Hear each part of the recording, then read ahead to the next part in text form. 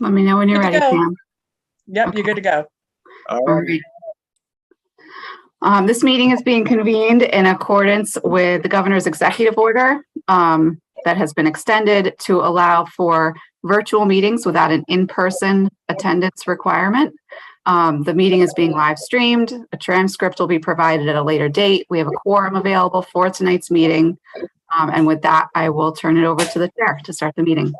Very good. Thank you, Jennifer. We'll call the first item of the meeting, and that is a public hearing. This is a public hearing on the Random Farms Homeowners Association, 21 Random Farms Drive. This is an application for a site development plan application, a wetland permit, tree permit, stormwater erosion and control approvals for replacement of the wastewater treatment plant at Random Farms. Is there a motion to open the public hearing? So moved. Second? Second. All in favor? Aye. Aye. Aye. Yes. Okay, we're all set. So we'll move into it. So we'll call, I believe the applicant has made a few minor changes in response to our comments last time around. And if the applicant could just fill us in on those changes and what we're doing, and for the benefit of anyone in the public listening, and then we'll move from there. Okay, I'm there. Not sure if I'm doing that or Rose is doing that, but yeah. I'm doing it. Good. Thank you, Rose. Yeah. So we made some corrections for drawings, specifically going to biodegradable products. And that's reflected in edits to drawing C11, C13. We called for coconut fiber, silt screen biodegradable materials. And the new plantings are now called out to be green giant RBV. And that's reflected in drawing C30, C40. And we've added the possibility of more of those, the green giants, because in looking this up a bit, I was not able to find the height that I wanted. So we'll be adding another row just so we can kind of jumpstart and get that screen to get the wastewater plant out of view. Yep. Pertaining to the generator, that we included that as an additional supplemental comment. And our generators, we order them typically to a level 2. So the generator operates at between 63 to 73 decibels. And just for the board's reference, I included some below, and you know, it's between a normal conversation and a vacuum cleaner will be when the generator is running or exercising. Okay. And it still would be within sound enclosure as well? Yes. Okay. Yep. And the enclosure gets it down to 40. No, I'm sorry. The enclosure gets it to the 70. I misunderstood. Yes. There is another level of another level of attenuation, level 3, and that operates at 68 to 70. You gain a little bit, but typically we spec out a level 2. Okay. Well, when the trees get planted, if they're healthy enough to begin with and tall enough, that'll add something to abating the noise, I would think. Yep. But now, when the exercising occurs, Yes. that that's not likely to be at night, is it? Typically, at least plants I do, I set it for Wednesday. I don't know why, but I've typically gone for Wednesday at 10 a.m. 8 a.m.? 10 a.m. Okay. And then what? They run what, 5, 10, 15 minutes at most when they exercise? Yeah, 15 minutes or so. Okay. So when we hear noise in our town at Wednesdays at 10 o'clock, we can look to you then, Mike. Then, yes, it's me. Okay. Make Okay. sure we get his phone number. Yeah, exactly. Good. Okay. Got it. Good. All righty. Dennis, I think they've responded to your request in terms of the some of these natural treatments for the materials they're going to put into the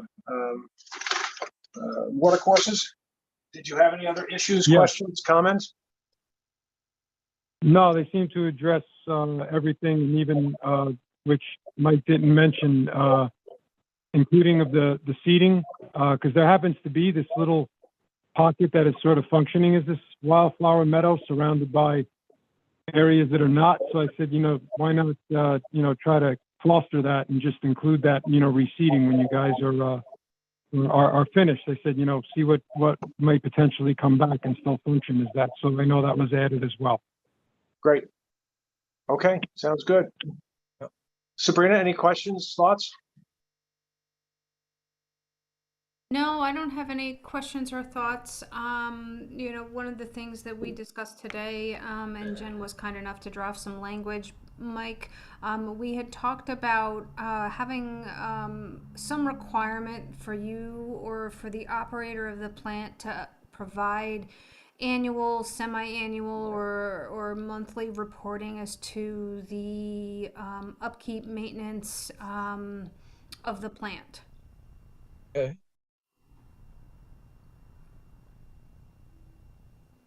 Other than that, everything that we've reviewed is consistent with setbacks, planning requirements, so Good. on and so forth. And it's a matter of whether or not the board wishes to consider the resolution of approval after the public hearing. Yep. Okay, very good. Okay. Comments I from have a board question members? on number 5 when we get to it. Okay. All right. Any questions on the project itself, Dick, Eldad? Yeah, this is about the the building Mhm. and the cleaning technique. Mm-hmm. I thought that last meeting it was indicated that hydrogen peroxide, if you wish, would be used instead of acid and bases. Where is that? Okay. Yeah, I talked to Kubota about it.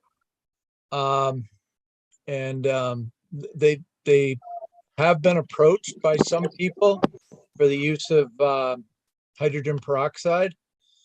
And then that said, I got a whole bunch of information from my local supplier about the dangers of hydrogen peroxide versus sodium hypochlorite or citric acid. It's pretty nasty to handle. Hydrogen peroxide is pretty nasty to handle compared to an acid or a base. 25% hydrogen peroxide is, yes, pretty nasty. Well, okay. Well, it's being used now more and more. So there is a technique somewhere in, the wastewater treatment group of people out of probably maybe ASCE. Mhm. So you might want to take a look and see, because the acid and base approach, it ruins the fiber eventually. So you need to replace the filters in essence. Yeah. Sooner than otherwise. And the peroxide doesn't hurt them. So It's just, this is I an guess it's issue just, that isn't it's a- really in our ken. We're not in the business of telling you how design the operation, but just this is an advisement. I believe that it would be better, and it can be solved. It's being used, Yep. and with better outcomes. So that's up to you guys. Yeah, if you want to do more maintenance, okay. And in 2 years, give me a call and see how it works. One way or the other, I'd be interested. Yeah, we're using the chlorine and the citric acid approach at Chobani. And they have almost 1 million gallon a day plant. And I think they're just changing membranes after 10 years. So, but I'll look further into peroxide. Again, this came right from Kubota, and they are the leader in MBRs. So, but again, we'll look. Okay. Thank you. Okay. Yep. Anyone else? Anything? I just wanted to say that, it seems to me this is pretty much a slam dunk. These properties are designed for this kind of a use, and the property backs up to another commercial property. I can't imagine there being any negative impact to the community in the material that I've been looking at. So I would like to suggest that we move this forward if we can, as expeditiously as reasonable. I just have a question about, is Chico's expanding the refrigerated storage capacity, or is it moving the refrigerated storage function into this addition so they're freeing up other storage capacity in the building? Tom, I think that's the next application. This is the one for the Random Farms water plant. No kidding. Honest. Well, would Random Farms like to add a cooler to their facility? I'm ready to approve it. With the heat today, yes. I'm sorry, I logged in late because I have company here and I just ran from the dinner table in here. I apologize for all of this. That's all right. Okay, Pam, do you see anyone in the public wish to comment or question? I don't see anyone raising their hand at this time. No, not on this. Anyone else, any comment, questions? If not, is there a motion to close the public hearing? Motion. Second? Second. Okay, all in favor? Aye. Aye. Aye. All right, we've closed the public hearing. We have a resolution before us. Again, this is we're doing this as quickly as possible, given the need for this this repair, and hopefully the parties can get going and get this thing done. Any questions, comments on the resolution? We have one addition that Sabrina alluded to. Mm-hmm. But before we get to that, are there any issues or changes or questions on any of the documents? Or the document, excuse me.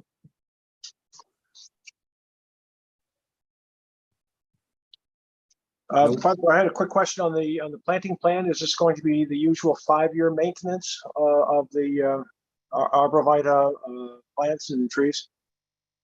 Is that what we normally have on the planting plan? We can include that if the board so wishes. Okay. I think we normally do that, so if we would just word that in there. Okay. Plantings. Sabrina or Jennifer, do you want to read the suggested inclusion that we would like to have considered for the resolution? Sure. Yeah, sure. Happy to do so. So this is the condition that Sabrina spoke of earlier regarding the reporting. Before you read it, Jen, Mike, I just want you to listen to what Jen has to say, and if you have a better recommendation for the type of report or the time frame of reporting, by all means, please educate us. Yes, yeah, absolutely. Okay, so the condition is that the applicant shall submit semi-annual reports to the Town of Newcastle Building Department for the purpose of confirming the wastewater treatment plant is properly operating as designed and has been maintained pursuant to the applicable specifications. Such report shall be prepared by a qualified professional as determined by the town engineer.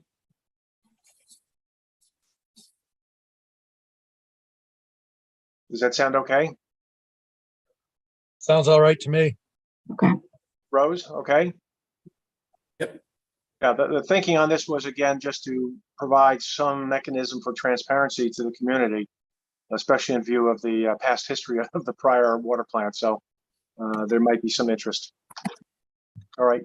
So if that's okay, we'll include that as an addition to the resolution. Okay. And Bob, you also wanted, I'm sorry, the 5-year maintenance for the planting, that was for a maintenance plan or for the guarantee? The 5-year guarantee, the maintenance guarantee?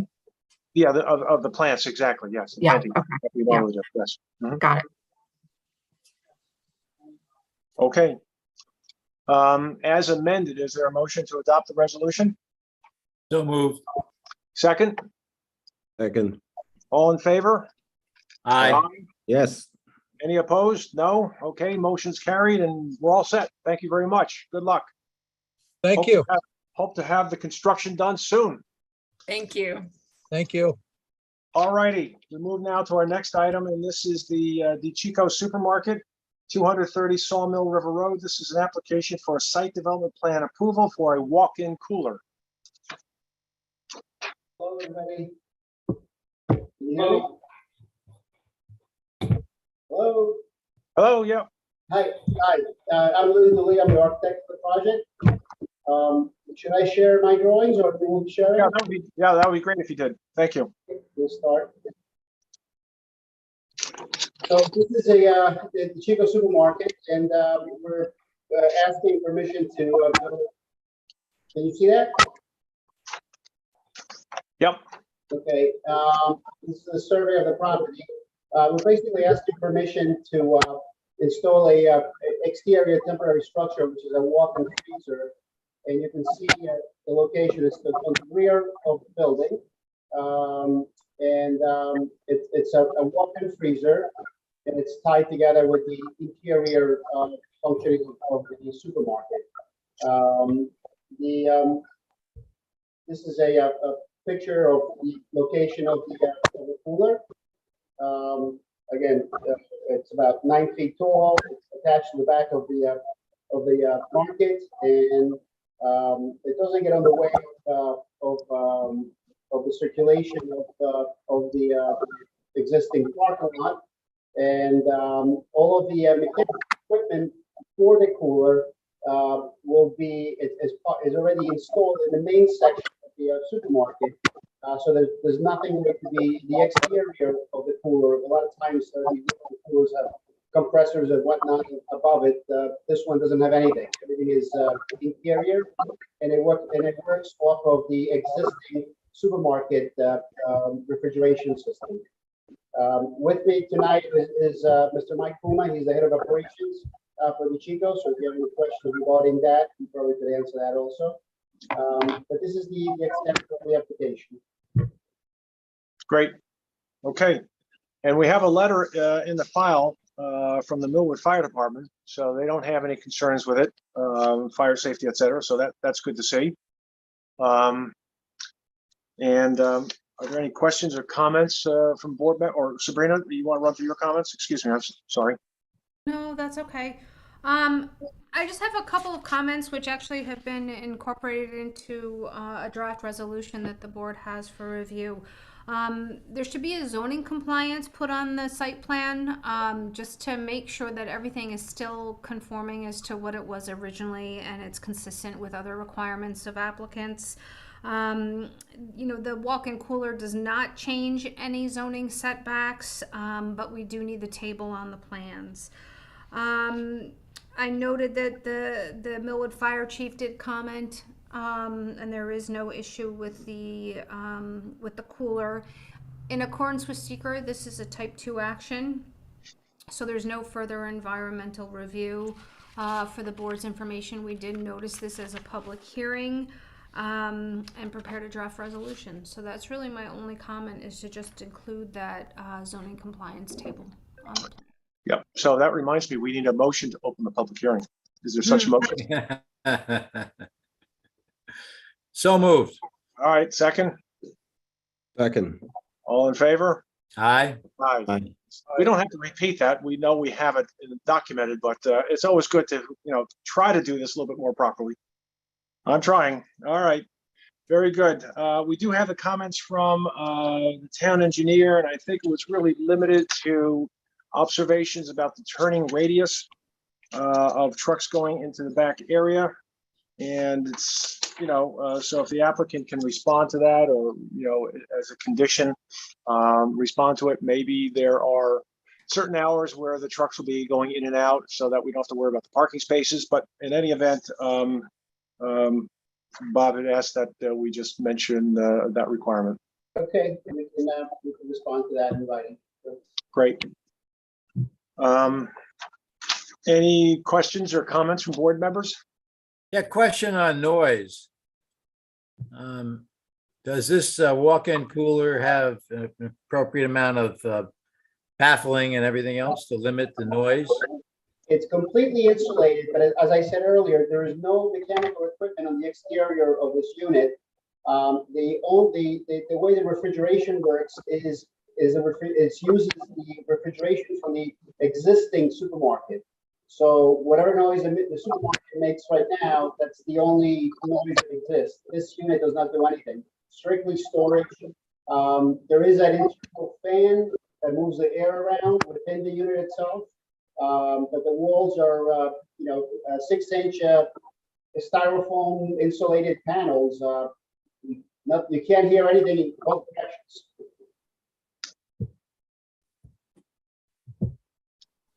We probably can't even hear screams for help if they get locked in there. No, you're right. All right. Good. Anyone else? Any questions from board members? We know how Tom feels. We'll move that forward from, that's right, the prior application. Thank you. Yeah, that's the beauty of computers now. I can change these paragraphs around very easily now. Good. Pam, is there any hands up, any questions from the members of the public? I don't see anyone with their hand raised at this time. No, I don't. Okay, not seeing any comments. Is there a motion to close the public hearing? Motion. Second? Second. Okay, all in favor? Yes. Aye. Aye. All right, motion's carried, so we've got that closed. We have now a A resolution. suggestion before we go. Sure. To me, this project was modest enough that could it be, we could set up a category of, with staff, so that the staff could take care of this kind of a minor project as opposed to, even a one-stop, solves it all, like we're doing right now. That would require legislative change by the town board. So the town board sets in the code the thresholds of, applications that trigger planning board review. So if that's something that you're interested, that's something that we could, recommend to the town board and have a discussion on that at a future meeting to put together a recommendation memo. Okay, and one last minor comment.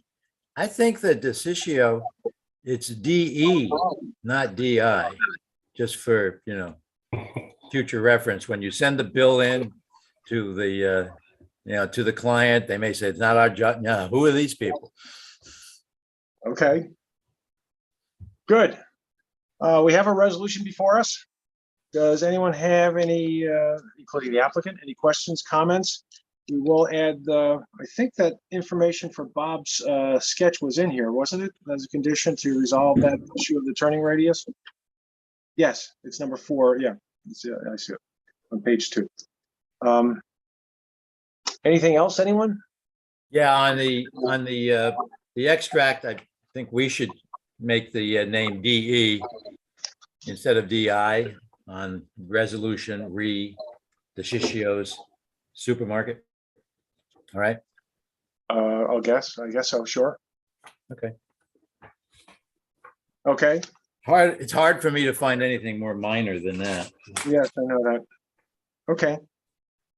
All right. So other than that one change, is there a motion to adopt the resolution? So moved. Second? Second. All in favor? Aye. Aye. Yes. Good. Motion's carried and you guys are all set? Thank you. All right. All right, thank you. Thank you very much. Yep.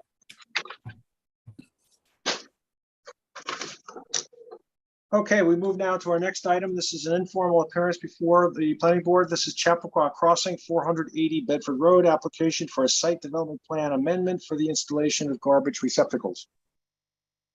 Yes, good evening. How's everyone? My name is Diana Kolev. I'm from the firm of Del Bello, Donnell, Weingarten, Wise, and Whitaker. For the applicant, HVP for Chappaqua LLC is the current owner of the retail component of Chappaqua Crossing. And also a CLS Chappaqua, which is the master developer of Chappaqua Crossing.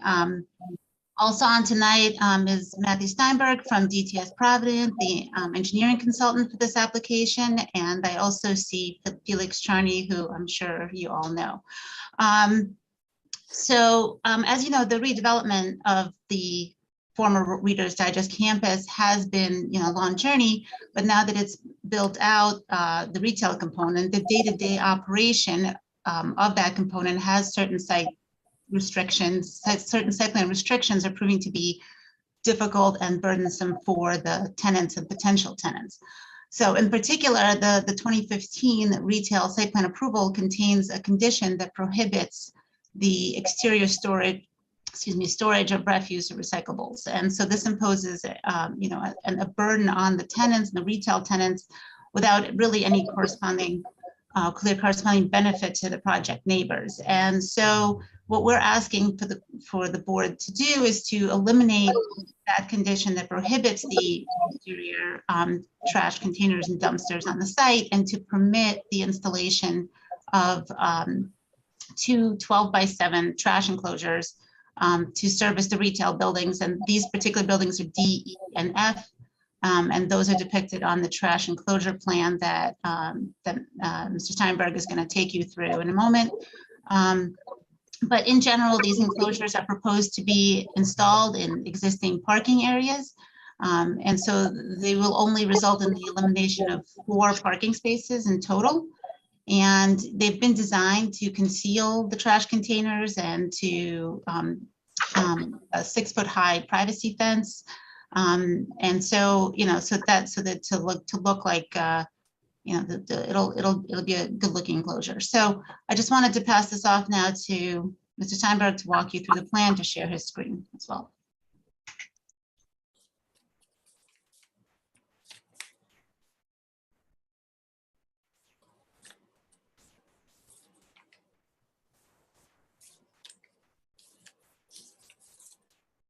Oh, Matt, I think you're on mute.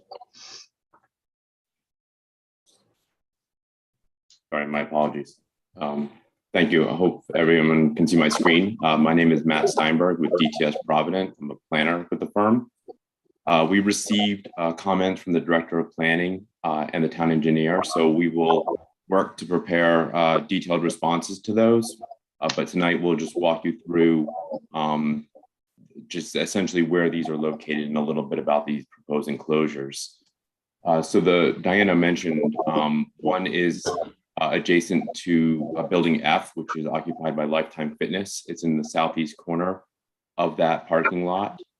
The second one is in the northern retail parking area, adjacent to buildings D and E. Both enclosures would be approximately 12 feet by 17 feet wide and deep, and 6 feet high, made of vinyl material.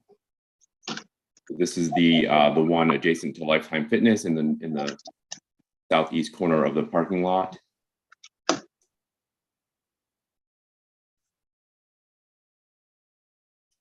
This is the one that's adjacent to buildings D and E.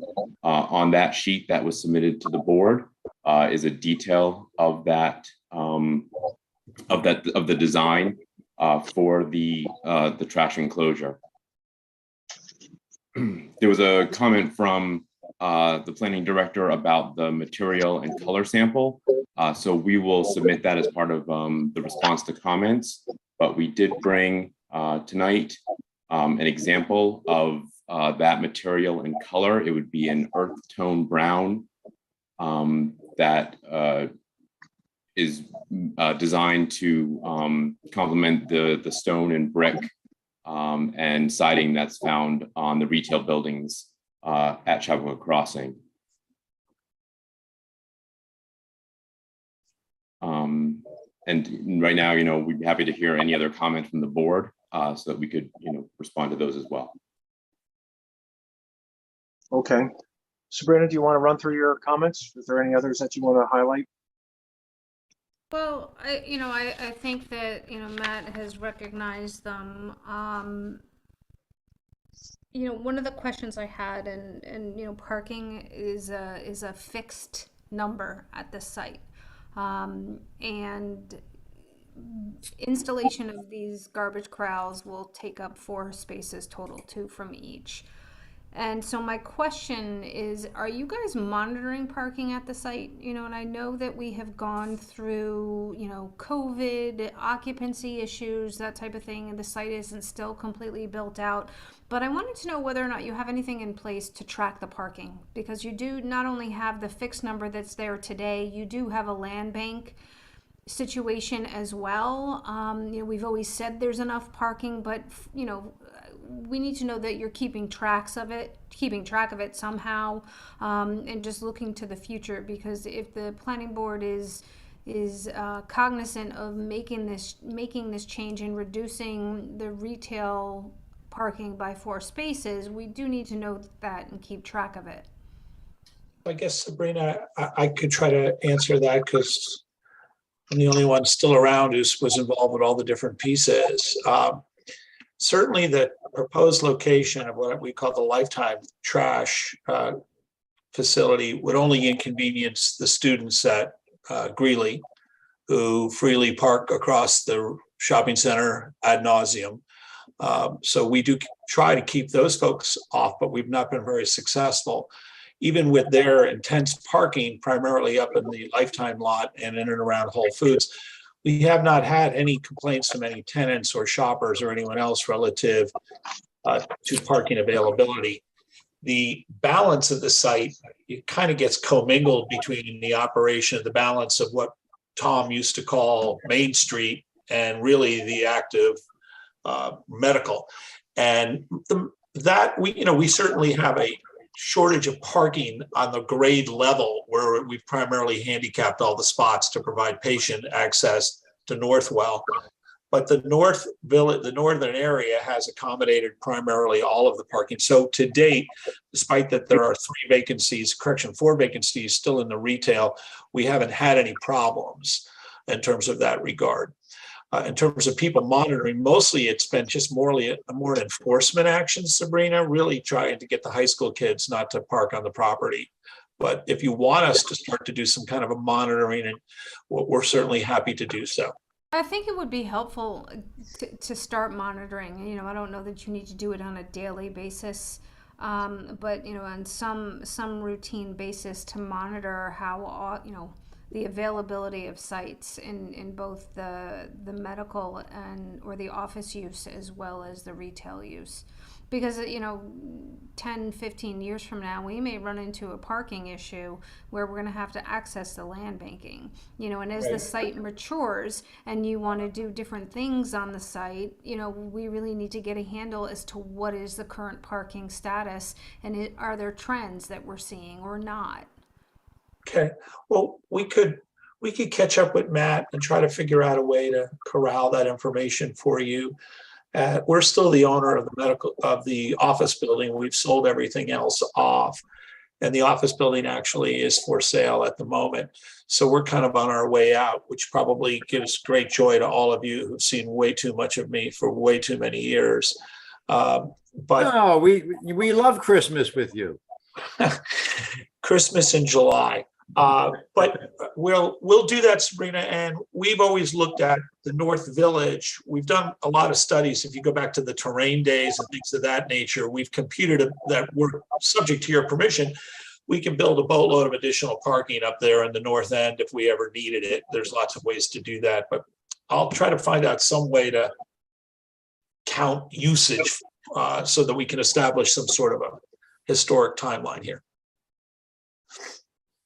Yes, we can certainly, work with Felix to develop a program. And just to remind everyone, so the retail was approved with 600 spaces, and those were constructed for the retail only.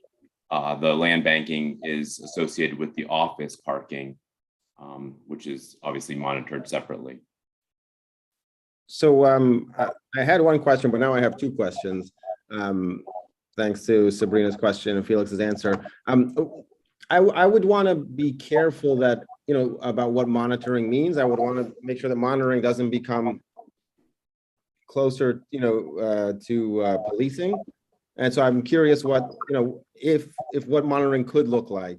I just want to be careful about it, mission creep. Yeah, I'm open to suggestions. I mean, if you want us to do a periodic count and say, hey, here's, for instance, Whole Foods peak shopping day is the day before Thanksgiving. That obviously would be a good day to count how many cars are in the retail parking lot.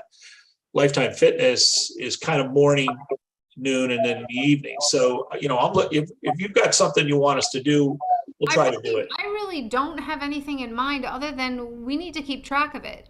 Right? There needs to be something in place to track the parking, not necessarily on the highest use day, but over time, because the way of cars and transport, things are changing. Pretty soon you're going to want to put EV charging somewhere, right, and dedicate spots to that, and it's really hard to make any concrete decisions regarding the number of parking spaces or how to convert parking spaces without understanding how they're being used today. We knew from day one that there are a limited number of spaces that have always been there, and we've been making it work because you haven't created any new parking spaces. So it's just a matter of trying to put something in place where we can monitor, and I don't know if maybe it is daily. I don't know. Daily's a lot. Daily. Yeah, it is. It is absolutely. But, there are people who specialize in this, not myself, that I think can come up with a program where we can get a handle of the parking spaces on, on a seasonal basis or on, a semi-yearly basis, just to keep track of it. I can tell you, if we just look at the parking situation in downtown with the train station, it's slowly filling back up, but it's still nowhere near pre-COVID days, right? When no one could find a parking space at the train station. But now we have a whole south lot that's not even being touched. Well, right? I am on board with Eldad on this. If what we're saying is that, especially if what we're saying is that now we would be in a position of monitoring, the town monitoring parking in this. All right, let me finish. Well, I don't know who would monitor. That somebody would be monitoring the parking conditions there because all of a sudden we're short 4 spaces out of hundreds. It seems to me, this is, to me, like de minimis. It's crazy. And the other part of it is that this is a different situation than downtown Chappaqua. It's a different situation than a commercial development or institutional development that happens to be within a neighborhood. What happens in those situations is the parking spills over into the neighborhood and becomes a real problem and a real nuisance. That's not the case here. I can't imagine parking in the adjacent neighborhoods so distant from this commercial use that would actually be a problem. It seems to me that what will happen instead is that it will be a self-regulating situation. That if the parking gets to the point where not everybody who wants to go there can park there, then fewer people will go there. And you will end up with it in a situation where the parking actually is right-sized to the development. And so I don't, and that's the consequences of that go to the developer and the tenants who actually rely on parking. So I don't think that, for me, go to these length extents for like 4 parking spaces seems really a little bit much. And even so, it seems to me that it's really a self-regulating problem anyway. We shouldn't make, I think we shouldn't make this onerous. It seems to me a pretty much slam dunk on the parking side. Well, so I just want to clarify, so for purposes of this application, is there anything specific that you want us to provide in response to your memo? Is it something that we can discuss offline? I think it's really up to the planning board as to whether or not they want to require monitoring of the parking or not. You know, it's something that I raised just because I know there's land bank spaces and uses are changing, and you know, parking is changing. So I just leave that for the board's consideration. The retail parking is somewhat, you know, contained. The land bank parking applies to the office, which was anticipated by you all. So if all of a sudden, by some miracle, we had a parking problem in retail because we've never even come close to such an occurrence, we don't really have a way to address that except the fact that the customers would start to roll into the office lot.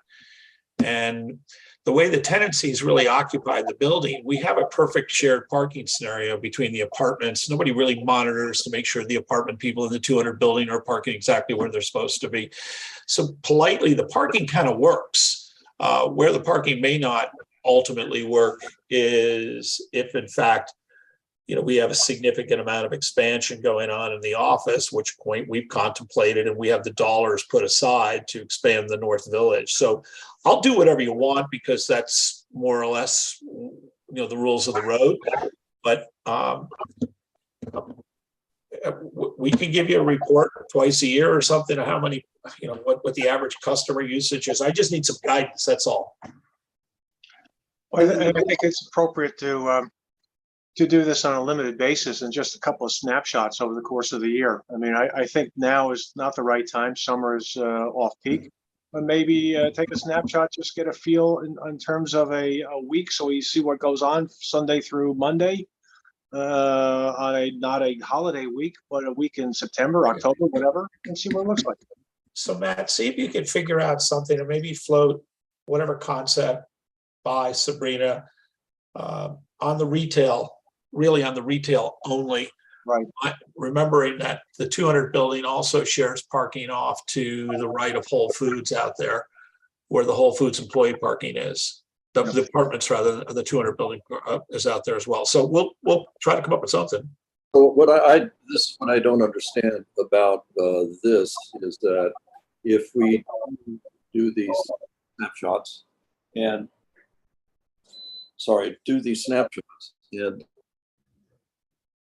parking problem or an adjustment of this, that, and the other thing, and that there are not enough spaces. What does that mean? I mean, what is the plan? I think that's my point, Tom. Right. Let me finish in support of your point, which is, do we then offer to the property owner, I'm sorry, we're going to take away development rights. Grant. I don't think we're going to do that. Do we require you to build parking spaces? I don't think we're going to do that either. I don't think I was going to do that. So are we going to require you to shift from EV space to other kinds of spaces, or configure this or that? I just don't think that we're going to. I don't think that we should be in the position to do it. So I guess I don't understand unless there is a parking problem that lands in adjacent neighborhoods, and I don't think that's going to happen. I guess I'm wondering what's the purpose of us essentially putting our nose into their business. That's my feeling. I don't understand what the outcome would be for what the town would do. I'll also add that so the point of my comment originally was sort of in response to Felix's note that the high school, that there's a belief that there's high school students that park there. And so I would just want to, a snapshot of what's happening, I think can be useful, maybe to Tom's point, like, okay, then what? What do we do with that information? It's an interesting question, but I just want to make sure that we're not going to be harassing high school students. So that one, that's a bit of a hot button for us because we've asked the school to enforce that and they don't. And so ultimately we're forced to put a guard at the end of the parking lot, and then we have to make a determination whether a student got out of the car and walked through the woods or walked down the driveway. There's a parking shortage at the school. I don't know the rules. I think it's for seniors or juniors, so the undergrads come and park at us. So there's a lot. It's pretty significant. We haven't gotten all fired up about it. We just tell our guards to try to discourage the kids, but there's really no effective way of doing that because most of the kids are parking up in the Lifetime lot. And if you actually don't physically see the kid park and then walk out and cross to school, you don't actually know if it's a Lifetime customer or not. So truthfully, that is our only parking problem. And it's more of, truthfully, until they get in our way, it doesn't really bother us. But should they all of a sudden start to create an issue where we don't have enough parking, then we're going to have a problem. But that's the only parking issue that I'm aware of. Yeah, and I also think that students park. I'm not concerned about this too much. I mean, because if it turns out that the juniors and seniors don't have enough parking space on the school property and they kind of come in out overwhelm people, somebody's going to have to put up some signs. These parking spaces are not for schools, for the school, and people who are caught will be referred to the principal or something like that, and that'll slow it down, if not stop it. So, well, and it'll make them go to the planning board. It'd be almost like going to the vice principal. I mean, I understand. It's more unusual. It's a violation of the 8th Amendment. I guess I'm not that sympathetic about. I was a high school student once myself. Time ago. Did they have cars then, Tom? They actually. The sad. Yeah. The sad news is gas 17 cents a gallon. But they have to rules like everybody else. There's nothing. I don't think that I wouldn't be especially sensitive to them. But more importantly, I don't think that this is planning board business anyway. I mean, this is between the property owner and the town board and the school. So why don't we move on to the next comment? Sabrina, you had a comment about the other issues here. Moving on. What about, so you're looking at 2 trash enclosures right now. My question is, what about trash in relation to buildings B and building C? So thinking about a comprehensive trash management plan for the retail component of the site. So that was one. Also, to put the schedule for refuse collection for the trash enclosures on the plans. As you recall, that was a big discussion when we were looking at approving the retail component. So making sure that you're adhering to the requirements as set forth in the approvals with the pickup schedule. You've already addressed the color of the trash enclosures, and for the board's information, this action is a type 2 action if you so choose to approve it in accordance with the Okay, thank you. I think there was a comment in the opening statement that the current requirements are imposing a burden on the tenants, and I'd like to hear more about that. This is, as Sabrina alluded to, this is not a new issue for us in this application, this development. So I'd like to know what the burden is, what the change is from what we were looking at. I understand perhaps there's a want, but I would really like to know what the burden was. And then there was a statement that without any objective benefit, and I think that we have spoken about the benefits of having in-building trash collection ad nauseum, but I'd love to hear about what the new burdens are. Sure. So Bob, the door to come back and ask for this was open when the town put a dumpster at Chappaqua. And we said, something, if the town is so opposed to exterior trash storage, which we believe the majority of the trash storage throughout the town is on the exterior. We said, well, you know something, I think we should go back because we've got kind of a little bit of a hypocrisy thing here. So that opened the door. We've had lots and lots of objections to the storage of interior trash, primarily around the food service facilities. Now, granted, we had all three of the food locations, what I call all the corners, were all rented before COVID. All three restaurants were committed. All of them fell apart. We've only been able to really get Sweetgreens back in, so we're putting that back together. But none of the restaurant guys like the idea of storing trash on the inside. Not only are there cost issues, but it's also the transporting of trash from their facilities into that interior space is somewhat problematic for us. It's always been a problem for Lifetime in terms of how the building was designed, and that's why that trash enclosure has never really been completed. But it's a burden to a restaurant and a food service operator who typically have daily pickups of their materials. And we thought if it was good for the goose, it might be good for the gander. And in this case, you're the goose. I think that's a good point. I wasn't aware of the dumpster. Oh, yeah. Yeah, well, there's lots of things that you all do at Chappaqua that we're not allowed to do at Chappaqua Crossing. But at the moment, we're only talking about this. Okay. But the spaces were already built and dedicated in these, Felix, for the interior. And isn't Whole Foods held to the same sort of standard with their enclosure? No, Whole Foods they're such a green operator and such a lead sensitive type of a player.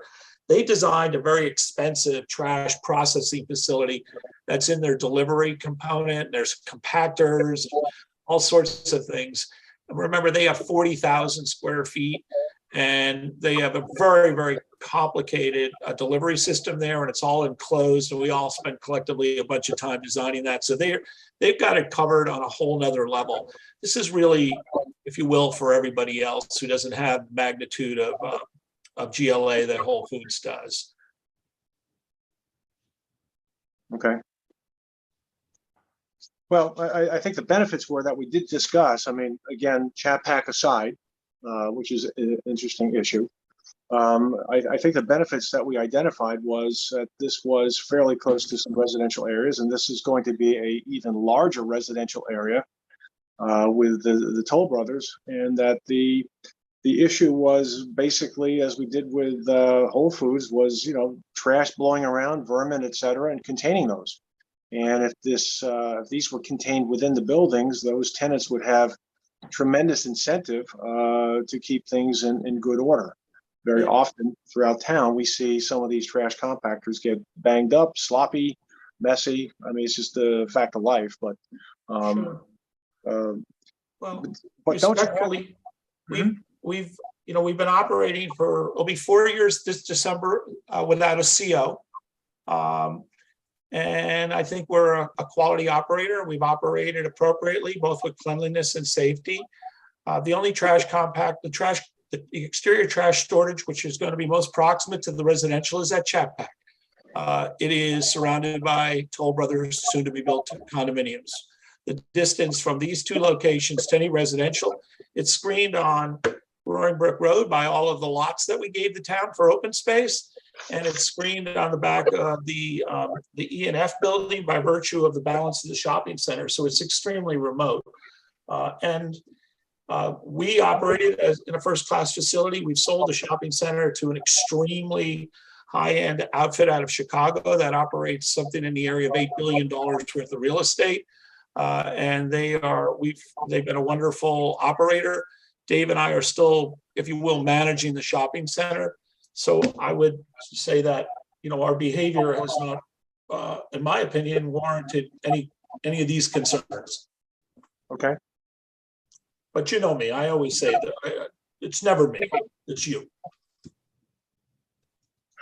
And what about buildings B and C, as Sabrina's talked about? Do we have any kind of plan yet? Where are you going to locate that?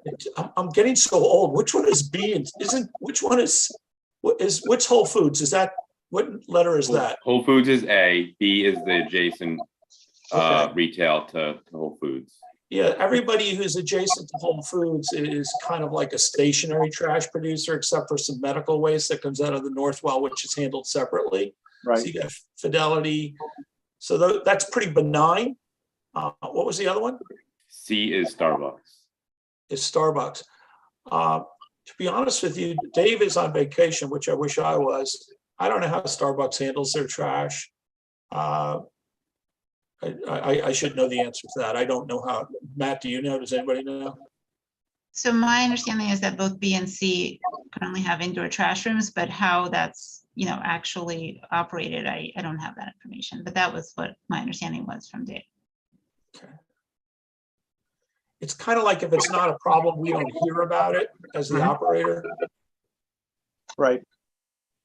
But you're hearing about from Lifetime, that's a problem you're hearing from, or you think? Lifetime goes back to an original design issue. That was really, they just did not want their trash inside their building relative to how they did the layout. That was, that was design. Now we're into operation. And we've been operating for 4 years out there. So everyone has a sense of how the world is, how the shopping center is operated, how we've conducted ourselves. And so, we're in front of the town board for a couple of things that we're asking about. We're kind of doing some cleanup on what we consider to be some conditions that politely we thought were maybe not necessary today. And that's where we're coming back and asking to have a second look at this. But, and this is what I like to do. This is my life. Okay. Any other comments, questions from board members? Yeah, I'm curious. What size are the bins? The garbage bins outside are going to be, is it 12 by 7? Is that what I heard? Is it, or is it the enclosure barrels with wheels? Right. So the full enclosure would be 12 by 17. We can get a sense of the size of the containers for you. Right, because the last thing we want is small containers with no lids, or they forgot the lids, or some animal picked off the lids, and then you have another problem. Understood. So the bigger the better. Yes, and based on the way that the refuse, we'll talk to the refuse company, but yes, I believe they'll prefer larger because then they can wheel it out and put it on a truck, not lots of little ones. All right, well, with that codicil, I'm okay with it. Okay. And I think the town engineer mentioned that in practice, you're really going to lose more than just the 4 parking spaces because you have to have access with the truck. But that's a detail that you guys will have to respond to the engineer so that we can get that. Yeah. Will the right truck be able to turn with everything, with the curbs? Well, just going up and making the pickup. You're going to have to get up there next to it or behind it or adjacent to it. But that's, it sounds like a minor issue. Anyone else, anything? Any questions? Yeah, I'd like to ask about the enclosure.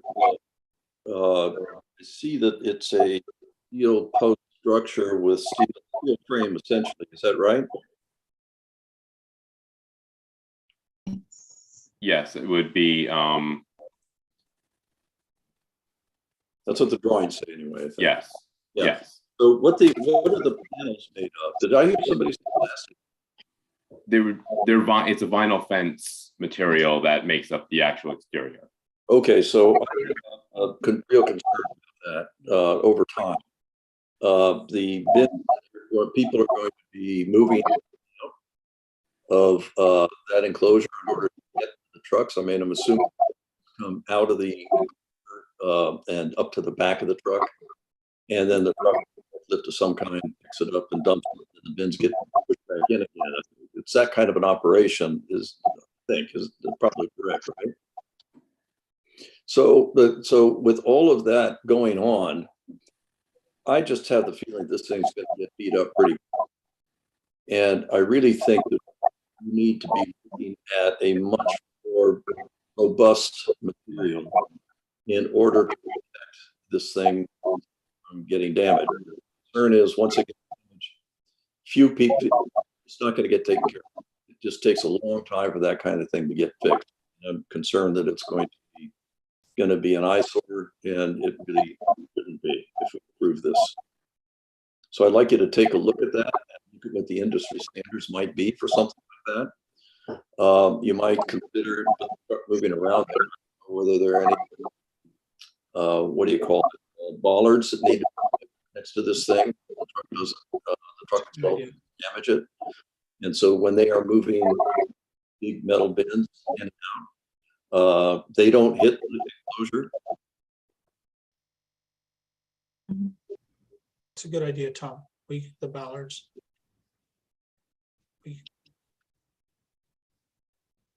I think we lost Tom's connection, or he's frozen. Okay.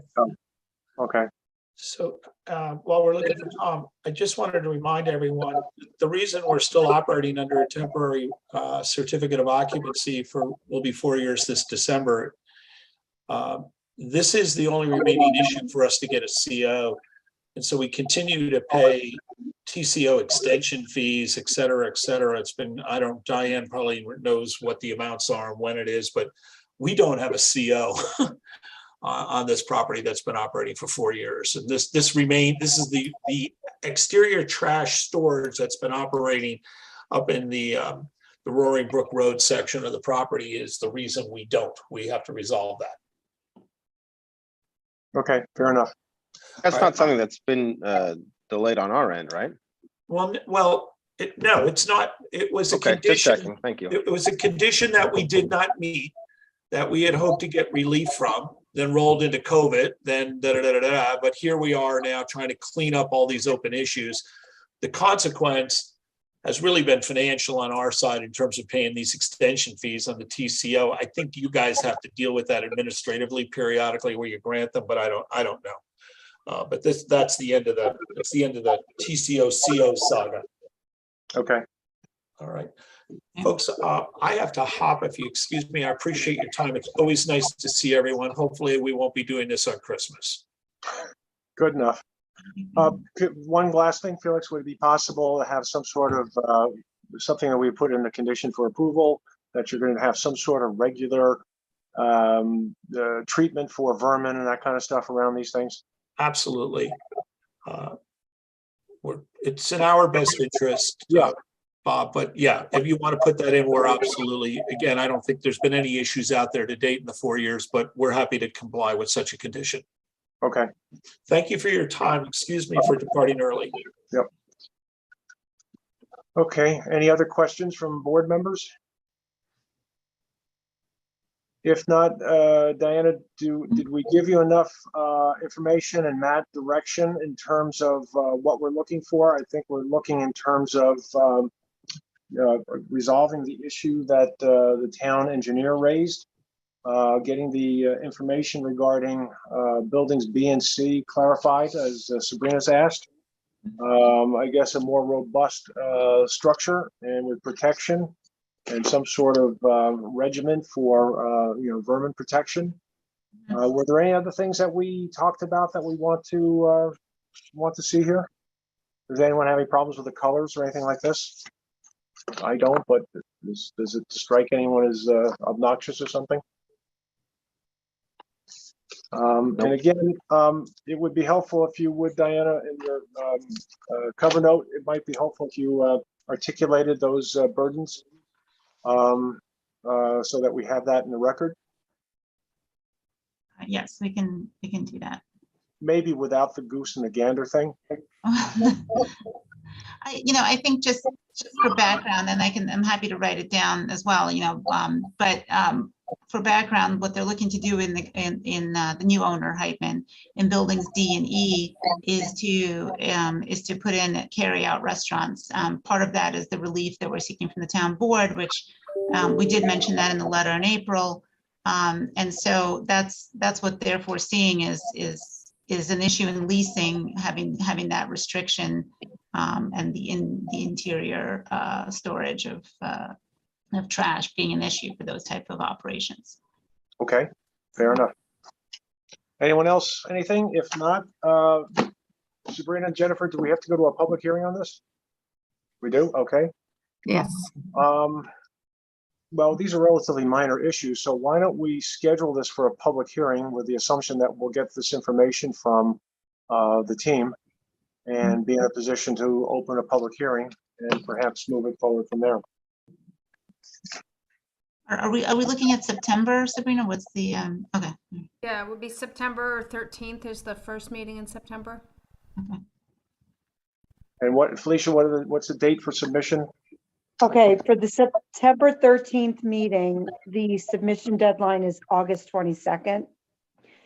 And the September 28th meeting, the deadline is September 6th. Thank you. So do you have a preference? Because we have to notice the public hearing or schedule it.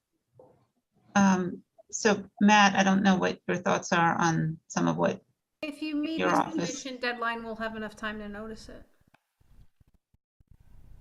Okay. Yeah, I think we can pull this material together for that first September meeting. I don't think that should be an issue. Okay. All right, so we'll pencil it in for the September 13th meeting. All righty. Okay, very good, thank you. Thanks so much. All righty.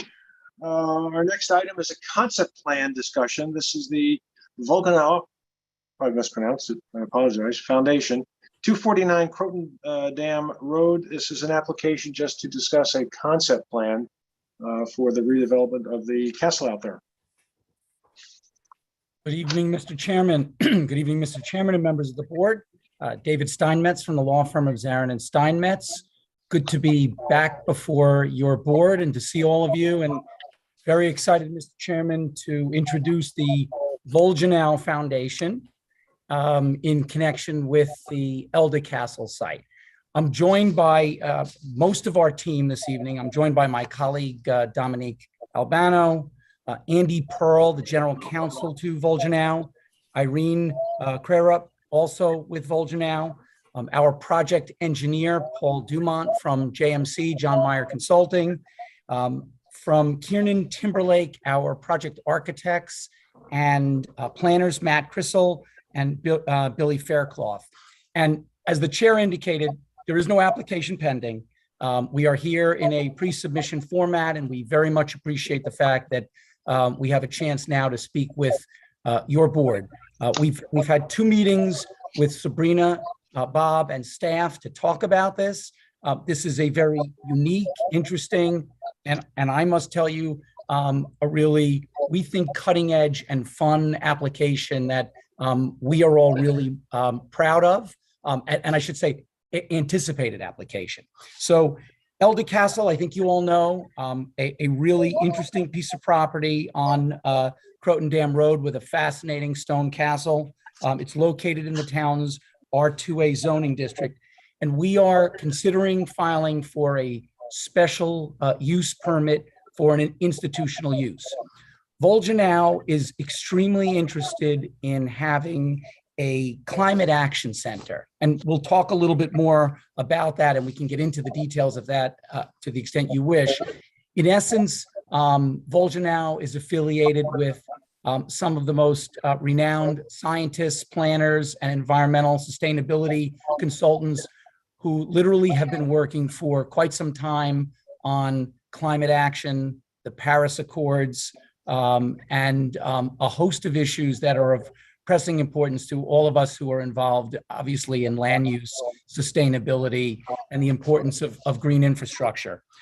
What Volgenau would like to do is acquire this property. They do not own it. They are in active negotiations and have authorization to appear before you tonight. They would like to take the site, as we're going to present to you, and use it for a conference center that would be basically a facility to attract some of these scientists and folks to come to a piece of property that, if you haven't seen it, and hopefully will at some point, it is magnificent. It is bucolic. It is deserving of preservation and for use by consultants and others for contemplation, thought, strategizing how best to basically make the site a model for what they're trying to achieve internationally. And that is to figure out a way to protect our climate, to protect our planet, and to model that on the site itself. The site would be used, in essence, as a conference center retreat with 20 to 25 small little lodging accommodations. These would not be units, dwelling units, homes. These are literally small, sustainable overnight accommodations that are designed to allow people to come to the site, be in residence for several days, maybe 5 days overnight, so that folks can work together in small groups. This is not a large group accommodation. This is not a conference center that will be bringing buses of individuals onto 134 and into the site. This is literally a quiet place for contemplation, strategy, and preservation. You should know that Volgenau has already engaged, at least indirectly and informally, with Teatown Lake Reservation. Kevin Carter, I think, would probably tell you he's quite excited to hear that Volgenau and the Climate Action Center might come to our area. They've also been in touch with Lori Ensinger from the Westchester Land Trust, who also expressed interest in the organization. And I know we've already been approached by one of our neighbors who was extremely excited to see something other than a residential subdivision, interested potentially in coming into the property. And lastly, as you will hear from us tonight, the goal is really to minimally impact and preserve and substantially preserve the property. We've been asked whether the group would entertain a conservation easement on site. That is definitely something that we will be in a position to respond to definitively should an application be filed. But I cannot underscore enough how important it is to Andy, Irene, and Volgenau for this property to be cared for properly. In terms of financial viability, Andy could go into that if necessary. Volgenau is quite well funded for this project. There have been some discussions with the Rockefeller Philanthropies that may well be interested in assisting here. So this is like the real deal. I must tell you, having done enough private work in the town of Newcastle, I'm excited to be standing before you or Zooming before you tonight on something that truly is green, sustainable, and unquestionably beneficial. So with that, I'm going to turn it over to Paul Dumont just to give you a quick orientation of the property, its size, its location, its access points, a little bit about topography. And then Paul is going to hand it off to Matt, who will describe how we could make some additional use of the castle and the surrounding property next to the castle. And between all of us, including Andy and Irene, we're happy to answer the questions about operationally, how do we see this, how do we see this coexisting with the town, the neighbors, et cetera. So with that, Mr. Chairman, I'm going to turn it over to Paul. Thank you, David. Thanks, David. Good evening, members of the board. For the record, Paul Dumont with JMC. We're the site civil engineers for the project. With your permission, I'll share my screen. Thank you. So here's a map of the property, and I can also pull up an aerial of the property. The site is located at 249 Croton Dam Road. Just to orient everybody on this map, the north is up on this plan. Croton Dam Road is along the right side of the property, as I'm showing. The Sunny Ridge Preserve is to the south of the property. And there's Alapartis Road, which runs along the eastern side of the property. The site is approximately 50 acres in size. It is comprised of 3 tax lots. And as you can see here, the castle is located in the middle of the property on sort of a high ridge at the center of the site. The property's primary access is from Croton Dam Road or New York State Route 134. There's quite a long access drive which snakes up through the property, traverses the topography, and reaches the top of the castle. There is a secondary entry which is currently gated off on off of Alapartis Road, or it's blocked off by a boulder. Currently, the site as it sits today, there's the castle structure, and there's also the historic stable structure behind the castle, which we believe was used as a caretaker's house. And obviously when the castle was first built, it was a stable. With regard to the environmental nature of the property and the constraints on the property, there are several locally regulated watercourses that traverse the property. Some are intermittent, some are flowing consistently.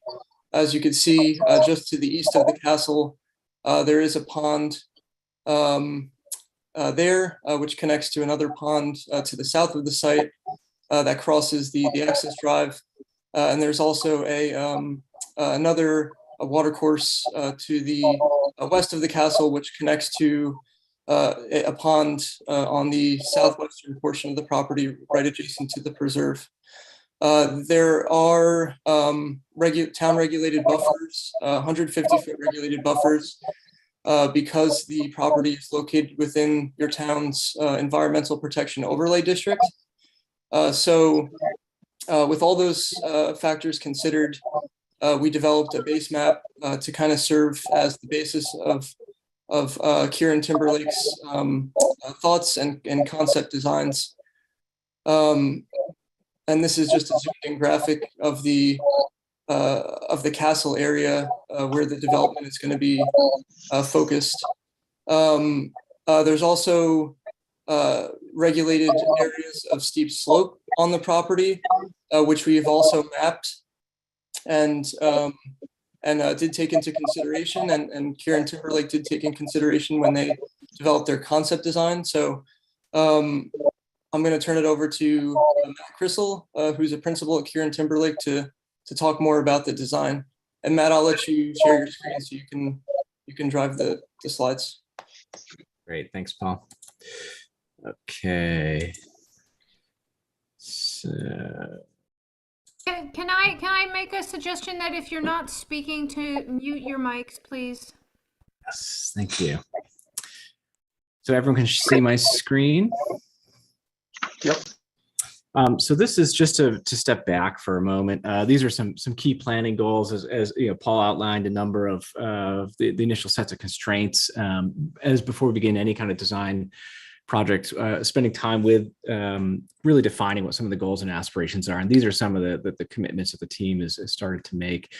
This idea, as Dave described, restoring the Elder Castle, maintaining as much of the existing structure and materials possible is very important. Of course, bringing it up to current building codes, accessibility, life safety is going to be a big part, having sprinklers in the building and the full accessibility. Really high levels of insulation, triple glazed windows are part of the commitment, as well as looking for ways, whether it's geothermal or other renewable energy sources, solar panels, others are also going to be a part of the restoration adaptive reuse story that we're crafting here. In addition, the cabins, the other key thing, as David described, 20 to 25 cabins. These are in the 250 to 300 square feet. These are, as he described, kind of a bathroom, a bed, and a desk, very modest and intentionally modest. These are all timber frame structures as we work towards carbon neutrality, built to passive house standards, so highly insulated, so they use very, very little energy on site. And as David started to describe, we're starting to look at a foundation system, primarily a pier-based one, really minimizing the amount of site disturbance. And these would be all off-site constructed. So the amount of time on site and the nature of the interactions, the construction activity would be greatly reduced. The site is also described. One of the great, wonderful things about this 50-acre site is the fact this project will be a part of a stewardship plan and be able to kind of maintain the mature ecosystem, reducing some of the impervious paving that's already existing there now, really protecting those hydrological systems, and really just that wonderful professional atmosphere that David started to describe as well. This is about it being quiet and reflective space, and maintaining that atmosphere is a big part of the design. So if I just move forward, these are some of the slides that Paul just described to you. As we start to focus in on this north part of the property, this is really where, outside of all those boundaries, is the most well suited for anything beyond the castle itself, for test fitting the program that we did with the foundation. So when we analyze this, we're looking for the spaces where are the natural fits, how best to use the castle itself. It's really well set up for the meeting spaces, for dining spaces, for staff spaces, and then it's really finding space for the cabins, as Paul started to describe. In looking at this, looking at the spaces that can meet those steep slope or to stay out of those kind of red, those dark red areas, and start to really build something that what we've started to design is from the castle to that stable, making use of the space in between to create a completely restored landscape with these cabins nestled within that. And then there's this lovely plateau directly adjacent to it, really well set up for a connection, a pedestrian connection, as well as an emergency access road for the remaining cabins that can create a different kind of atmosphere and a different proximity, which we really like. Along with that would be some pervious parking along the secondary road access as part of the project. And just to illustrate some of the cabin planning principles, as David described, we're really sympathetic to the existing conditions, the site. So starting with this notion of what are the characteristics of these locations. We're going to show you some pictures and some examples in a moment.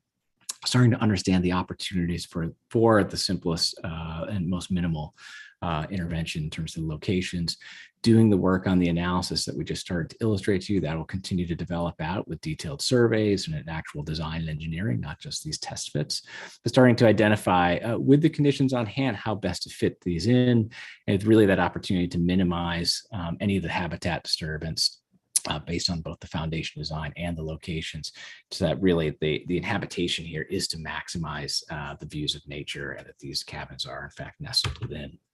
So just to illustrate this, this is the key plan here. This is the castle and the existing barn. We showed you the new cabins. This plateau here, this is a picture of that from what is essentially the south edge of that, looking across. And so here's how we begin to start to operate. Again, this is very conceptual, and this will be more through a detailed survey. But of course, we begin by starting to understand what are those potential significant trees as per all your ordinances, starting to identify those so we can work around those. And you can see this is actually fairly open at the top of this ridge.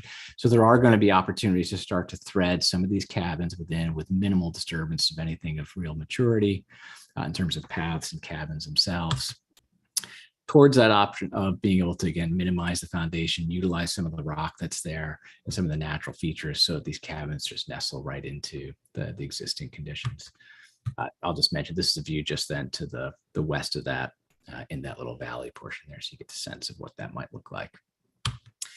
There are examples of these types of cabins at this scale on slopes and using similar foundation systems. Some are steel, some are concrete, some are wood. There's many different ways we can do it, but it does offer some assurance that people have done this. There are ways to do it in a really high quality way. And then lastly, I'll turn this back over to Paul. We've also started to study what some of the infrastructural strategies. There is existing power there. As he mentioned, we saw evidence of modern kitchens, laundry, bathrooms. So there's clearly some infrastructure that exists both at the barn stable structure as well as the main castle. There's been some other work done that, Paul, if you want to just highlight some of the other good news that we've recently received, that would be helpful. Sure. Yeah. Thanks, Hang Matt. on, Paul. Matt, before you jump to Paul, Sure. Matt, can you back up one slide? And I just want to make sure you did that quickly. If anyone has the Zoom photos of or faces of everyone on the right side, just make sure you do get a chance. You did that quickly. I want to make sure everybody sees he did have, I know when you did it for me, Matt, you were blocked out by everyone's faces. So make sure that everybody does get a chance to see the types of structures that he was using, at least as precedent images. I just wanted everyone to see that. You can jump to Paul now. Sure. So yeah, as Matt indicated, we're still in the process of preliminary, concept designs and due diligence. We're aware that the property does not have public sewers or public water to connect to at this point, not in any sewer water districts. The town of Newcastle does not have sewer districts, as I understand. So we're in the process of doing our due diligence on those items. We have, as Matt indicated, the existing facility does have traditional septic systems that serve the castle, as well as the caretaker's house or the stable as recently as the early 2000s. So we know that there are solutions there. We've also performed some field testing in the beginning of this month, which yielded favorable results. We did deep testing to evaluate rock and groundwater and some infiltration testing as well. So we did identify some areas that are conducive to sanitary sewer disposal and septic systems. And we are, prior to making a formal application, we're going to be coordinating with the health department and meeting with the health department to discuss those options. The health department does have new regulations that were adopted in April of this year. So there are some opportunities for enhanced treatment practices and some new types of practices we can employ. And with regard to water, we're likely going to be drilling wells on site for a public water supply as well. I know we did discuss at one point the possibility of entering a town water district. There is the Newcastle Stanwood Water District, which is not far from the public site, but it's not close. It would require, water main trenching in the realm of about a mile to get to public infrastructure. So, but we are going to be evaluating all those options, before we come to your board with a formal application. So, thank you, Paul. If you guys, whoever's sharing, could unshare briefly. Yes. Thanks, Matt. Mr. Chairman, one of the things we wanted to make clear when we met with Sabrina, Bob, and Dennis, despite the fact that Volgenau and the design team were trying to possibly make use of proximity to the pond and the wetland, it was stressed to our client group and the design team how important it was to not even have to engage in a discussion of whether or not impact to buffer was occurring, whether mitigation needed to be presented. In fact, we were specifically encouraged to, in effect, pick up the cabins, move them elsewhere, find a better, more gentle place to do it, and to be able to explain how construction could occur on site, literally in the least impactful fashion possible. So that is something I know Sabrina could speak to, the fact that she had seen an earlier iteration of this, and hopefully I see a slight smile there. So hopefully she is pleased with the fact that a fair amount of effort went into relocating. What we're prepared to do this evening, Mr. Chairman, if you'd like, I can let Irene and Andy describe a little bit about, because I have to assume you're all sitting there wondering, okay, that's a fascinating design, great piece of property. What exactly is going to take place here? How often are conferences? How much vehicular movement? Because one of the things that we do want to impress upon you in this pre-submission context, this is not an active site. This is really going to be rather quiet.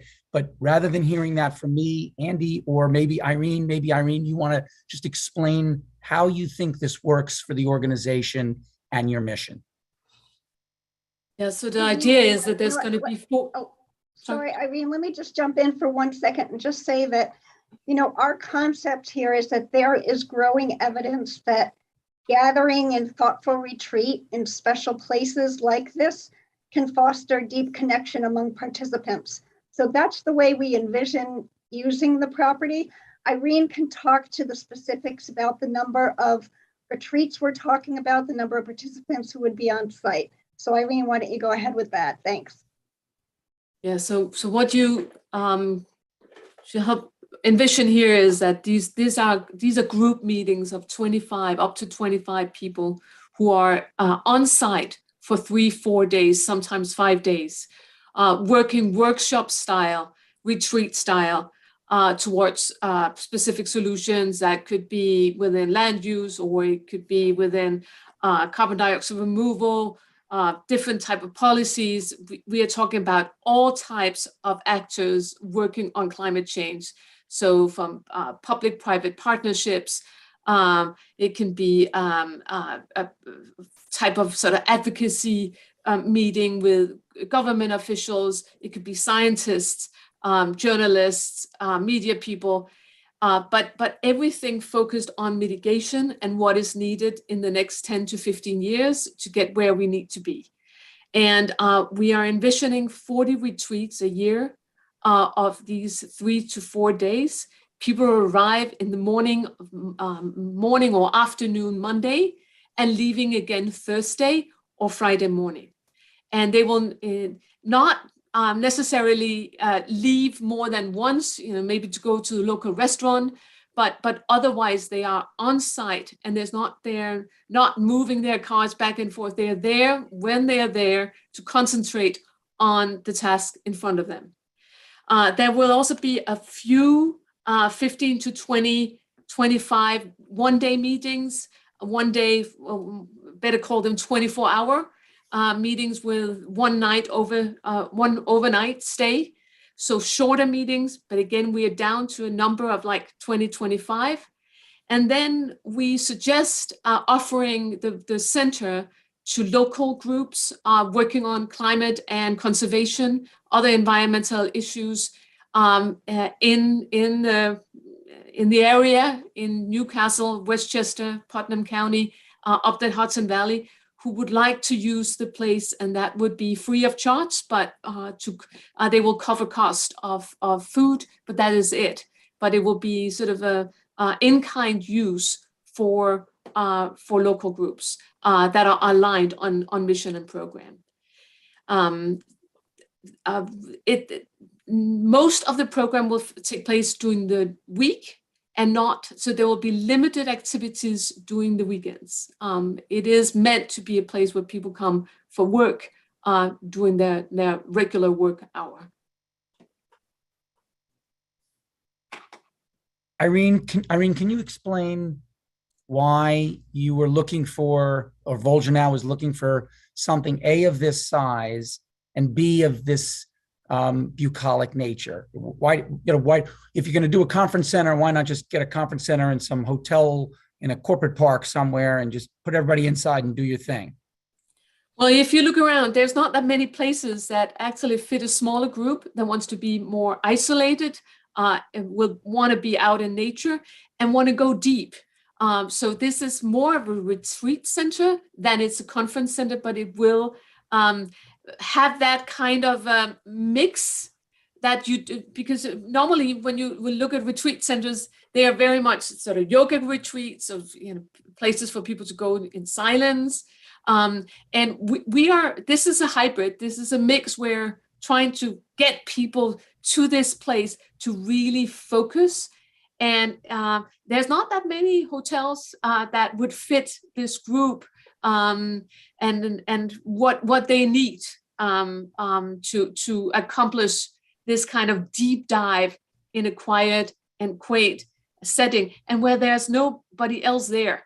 Look at, we have a few boutique hotels in the Hudson Valley and in New York City areas, but not any that will sort of like provide the meeting rooms and the group rooms, the breakout rooms needed as well. Andy, anything you wanted to add? Yeah, I was just going to add that the idea really is to get away from more corporate structures and office space and allow deeper relationships to form in such a way that there can be creative ideas and catalysts for change. And that's something that we really see is needed with the issues that we're facing today with the climate.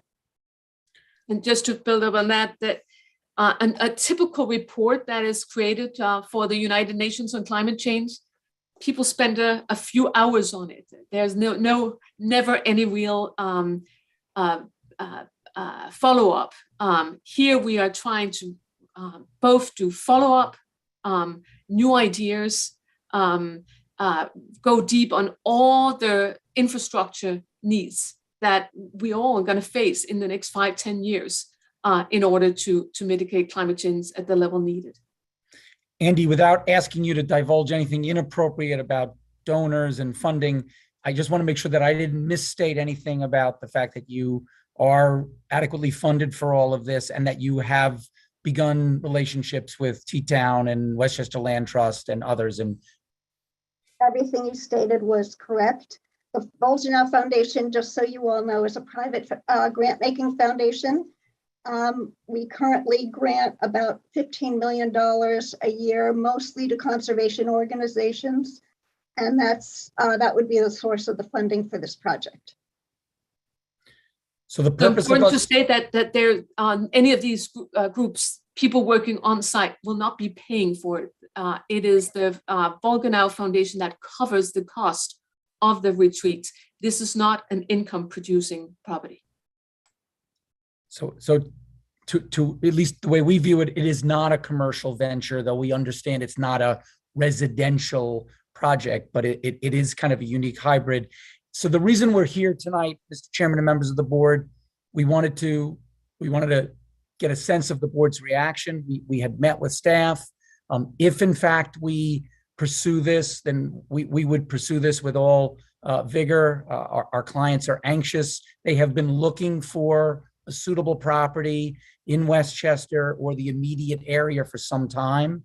When Andy reached out to JMC and then ultimately to me, she indicated that they had fallen in love with the site and thought it was a perfect hand in glove fit for what they were seeking to do. So if you all have questions or reactions, it would be very helpful to get your reaction, and hopefully we'd love smiles and thumbs up would be the best thing.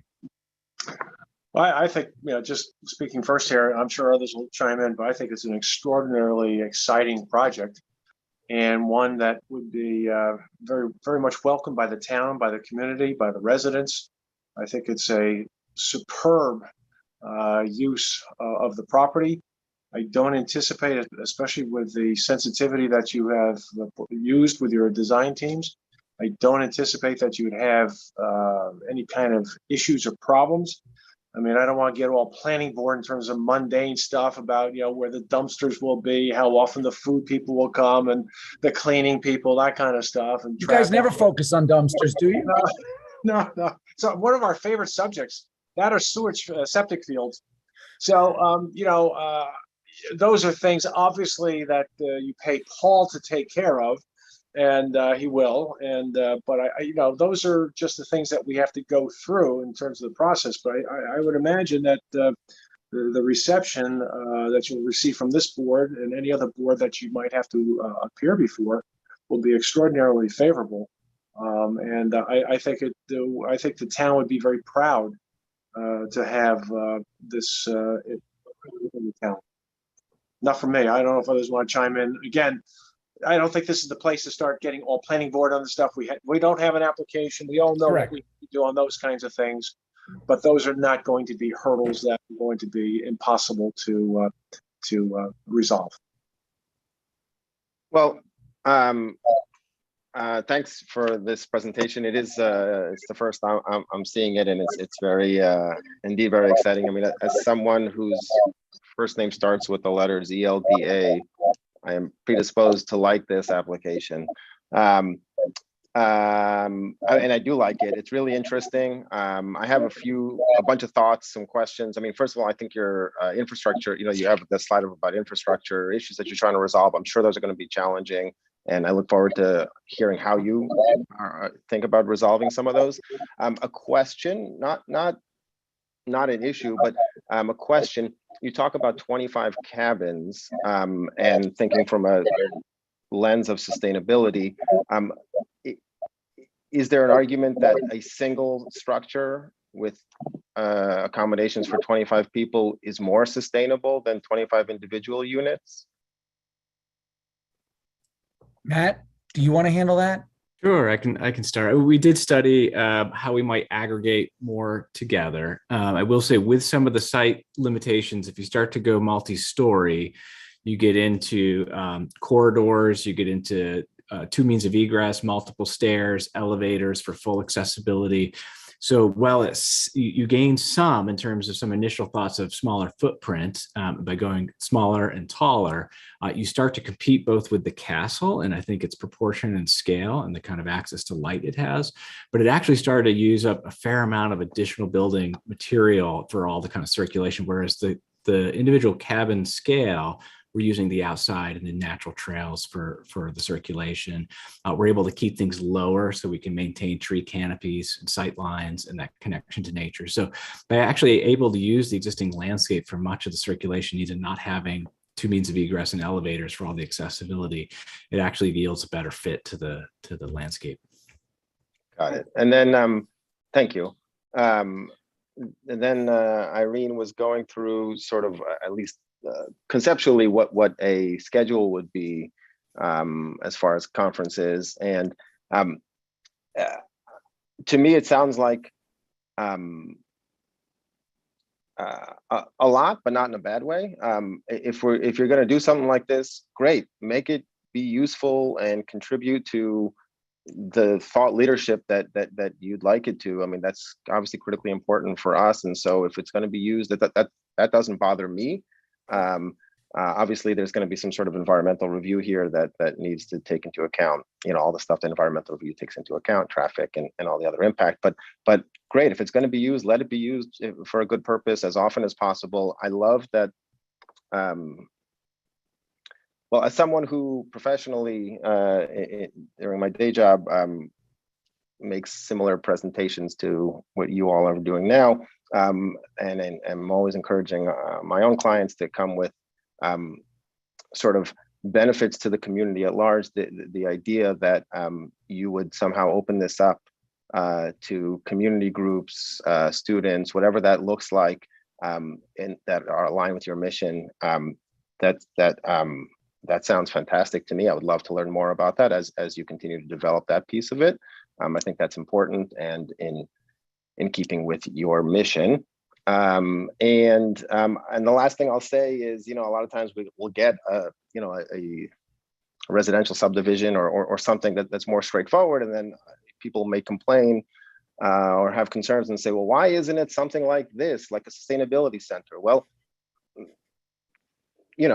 people need to step up and make that decision to invest in such places, and you guys are doing that. And so kudos to you. I look forward to seeing the application and the details, and specifically the dumpster designs. But very, very exciting. I look forward to seeing the application itself. One quick thing to follow, Eldad, that I should have mentioned at the outset. We specifically chose not to do any affirmative community outreach prior to tonight. We felt it was inappropriate to get out in front of your board and go meet with the community before we first came and met with your board and spoke to you. We'd met with staff, and I think there may be some folks out in the community that would have liked us to reach out to them before. I quite frankly think sequentially and out of courtesy to your board, knowing that hopefully we will be back here, we thought we needed to come here. But I want to make it quite clear to you, Andy has encouraged all of us to begin getting ready to do community outreach, which we expect to do shortly. Great, and I appreciate the courtesy and respect shown to this board as opposed to the disdain by other applicants.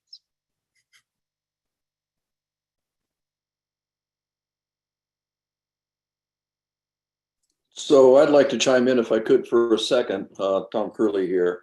I am familiar with the property. I live over on the West End. And I actually have been, unwittingly, I've actually been on the property because I go to Sunny Ridge a lot. And I take the dogs there often for like their morning run. And, you sort of take the trail up to the ridge line, and you can go right, you can go left. And sometimes I go right. And I have no idea. I didn't know that I was on somebody else's property. It's not posted. I've never gone so far as the castle. Maybe I'm just too old to walk that far. This is a wonderful gift, I think, to not just to Newcastle, but to Westchester County. I mean, to the whole region, really. One of the things that's special about this particular piece of property is that it's a very, very rugged landscape. And that's actually the excitement of it, I think, for me. I mean, the valleys are almost ravines. The ridge lines are high. As a consequence, there is a variety of habitat environments that are in there, water courses that are in there. And it's just a very, very rich nature that's there. And the thought that somebody is going to come in and not just say, well, let's put a bunch of houses in there for, to see if we can monetize this. Somebody's going to come in there and say, let's value this, and actually to use it as a model for the things that we are actually concerned about, the things we're actually talking about in our foundation, and the kind of thinking that we want to encourage, I think would be supported by doing it in that kind of environment. And I know I'm preaching to the choir here. This is what you guys do, and you understand these things much better than I do. So I'm really excited about it. I think it's and yeah, there's all the planning stuff. My first question is going to be where you're going to put in your walk-in cooler, but we'll come back to that one day in the future. What I'm also excited about is, unless I'm mistaken, at least on the drawings that you provided us, there is a footnote of an architect, Karen Timberlake. I don't know whether you intend to take them forward. It looks like they did some of the drawings. I am familiar with their work. Architects who do stunning contemporary architecture. And if it turns out that they are not your architect of choice, in the end, I'm encouraged that that's the kind of architecture you all are looking to. And as a consequence, I think that is a big, big boon to the community as well. I'm an architect, and I just think that there tends to be a fear of uncertainty about contemporary architecture. And I think if we just get the right architects and embrace it, it can be really, truly, truly wonderful. The other thing about this, which is interesting, the question of whether it's in a big building or in a big single building or smaller sort of cabins, if you will, is that this site plan and the principle of putting these in the landscape tends to follow a lot of eco-tourist hotels that are being built. And they are very, very popular at a high end because these are expensive things to build and expensive things to go to. But there are even some that are tree houses. And it seems to me that this is the whole notion of getting back to nature is something which is being more valued, and it appears to me to be the right approach of putting these cabins, if you will, in nature in responsible ways. It lends to the experience and to the whole, I think, the whole psychology of being there and being encouraged to think about and talk about the kinds of things that people are there for. So I support it. I think this is terrific, and I applaud what you do, and I am excited that maybe we'll be able to work with you some more on this. Thank you. I did want to take a moment to clarify. Myself and Billy were both partners with Karen Timberlake, so the good news is we are still involved, which is good, and we hope to continue to be involved. So thank you for the compliments, Tom. Much appreciated. Thank you for the work. Well done.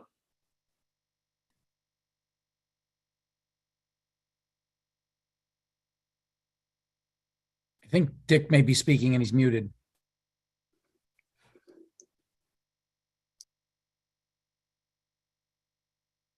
Hi. There we go. I'm a retired environmental engineer, and I can really see what you're doing, and I think in the grand scheme of things that it will be helpful to not only the community but the whole region, if not the whole planet. So I think that it's wonderful that you're going to try and do this. And there will be probably a lot of questions that we have going down the road. Like one of my recent ones that I'm most interested in is Indian monuments or Indian places tend to, in the past, live on the bridges and, use the water in the gullies and everything else. So there's burials, perhaps, all that can be dealt with. I'm curious about I'll be curious about how cars park. And is there going to be a pickup area that's off-site? Just a thought. And you know, I like Dennis, I like trees. And, you know, when you take one down, then you're going to have to be setting up to plant commensurate kind of vegetation. And it's just not really trying to avoid the big trees, which is important, but anything that comes down, you know, over a certain circumference around the tree at breast height, then those would be things to think about.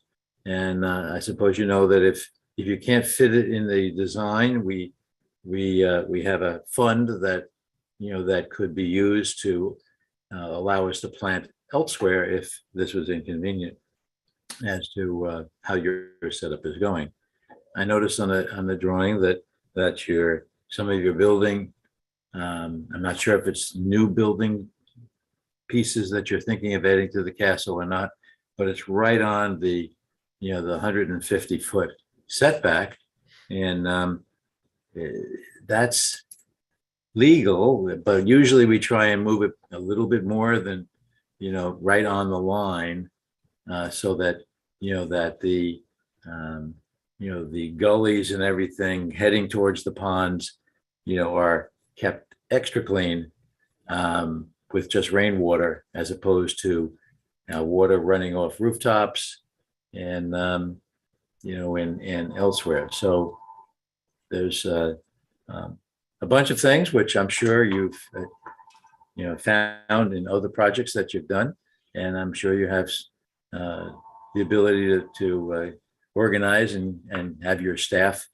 have experts make this very interesting, as opposed to you know, any other project that we have seen in recent time. And three of us have seen a lot of projects. Eldad has made a lot of projects, but the rest of us, you know, are you know, from the past, and you know, and we are loving the future if it can be all put together the right way. End of speech. Thank you. So David, for the record, this is your best one ever. I had the feeling that I might be making up for past sins all in one night. So I'm going to sleep so well. This is the first time neither Dick nor Tom have tried to throw something at me, so I'm going to really sleep well. Zoom does have its advantages, David. Bounces off the computer screen. It's also we've already gone one night litigation free. We've broken our record. I would just warn David. I just warn David. It's also his first meeting on this project. There you go. All right. We'll get back to you on the trash enclosures. Give us a moment. Exactly. It's a concept. Does it really count? Exactly. Look, we really appreciate, first of all, I want to thank Sabrina and Bob and Dennis for working with us before we even got here, and Sabrina for encouraging us to come in and do this. We kind of thought we should, but this is very helpful. So all of you, we don't need to overstay our welcome. It's gone so well that Andy and Irene, please, let's leave quickly. We really do hope to be back fairly soon. So thank you all. Very much appreciate this. Thanks for the thumbs up. Yep. Thank you very much. Yep. Thanks so much. Appreciate Thanks for the presentation. Appreciate it. Thank you, everyone. Take care. Take care. Okay. I think that about does it for us this evening. So unless there's something out there I'm unaware of, is there a motion to close the meeting? So moved. Second? Second. All in favor? Aye. Aye. All right, Yes. we're all set. Thanks very much, guys. Appreciate it. Good night, everyone. Bye. Bye-bye. Bye. Bye now. Bye-bye. Bye-bye. Bye. Thank you, Pam. You're welcome.